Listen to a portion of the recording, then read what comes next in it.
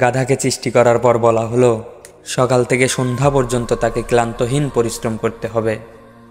সারা জীবন তাকে পিঠে ভারী বোঝা বইতে হবে। খেতে পারবে শুধু ঘাস, আর তার মাথায় কোনো বুদ্ধি থাকবে না, আর তার আয়ু হবে 50 বছর। গাধা করজোরে সৃষ্টিকর্তাকে বললেন, আমি এত বছর বাঁচতে চাই না, আমাকে 20 বছর আয়ু দেওয়া হোক। সৃষ্টিকর্তা সেটাই মঞ্জুর করলেন।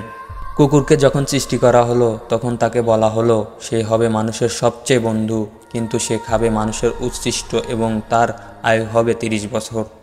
কুকুর সৃষ্টিকর্তাকে বলল, আমি এত বছর বাঁচতে চাই না, আমাকে 15 বছর আয়ু দেওয়া হোক। সেটাই মঞ্জুর করা হলো। এরপরে এলো বানর। বানরকে বলা হলো, তুমি শুধু গাছের এই ডাল থেকে ওই ডালে ঝুলকাবে এবং নানান রকম ফন্দি ফিকির করে মানুষকে আনন্দ দিবে। তোমার আয়ু হবে 20 বছর। বানর বলল, আমি 20 বছর বাঁচতে চাই না, আমাকে 10 বছর দেওয়া হোক। সেটাই মঞ্জুর করা হলো। এবার এলো পুরুষ মানুষের পালা। তাকে বলা হলো, তুমি হলে প্রাণীকুলের মধ্যে সবচেয়ে বিচক্ষণ এবং বুদ্ধিমান, সেই জন্য তোমাকে প্রাণীদের শিরোমণি করা হলো এবং তোমার আয়ু হবে 20 বছর।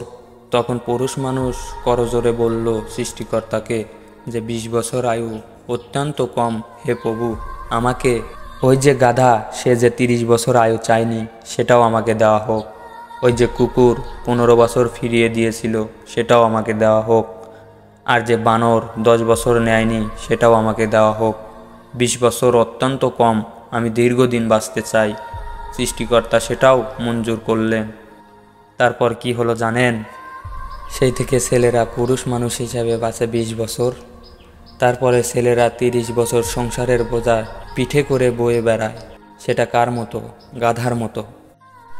তারপরে 15 বছর তার ছেলেমেয়েরা যা দেয় সেই রকম ঠিক কুকুরের মতো উচ্ছিষ্ট খেয়ে বাঁচে। আর তারপর সেই বৃদ্ধ বয়সে ঠিক বানরের মতো, যেমন গাছের এই ডাল থেকে ওই ডালে ঝুল খায় বানর, তেমনি এই ছেলের বাড়ি থেকে ওই ছেলের বাড়ি, আর নানান রকম ফন্দি ফিকির করে তার নাতিদের আনন্দ দেওয়ার চেষ্টা করে। কি অদ্ভুত, তাই না?